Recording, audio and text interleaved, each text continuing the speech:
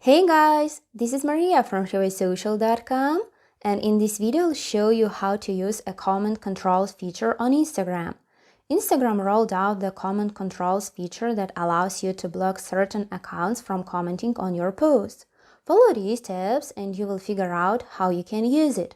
Go to your Instagram profile tab, press on the three lines icon in the top right corner of the screen. Hit settings at the bottom. After that, click on the privacy section,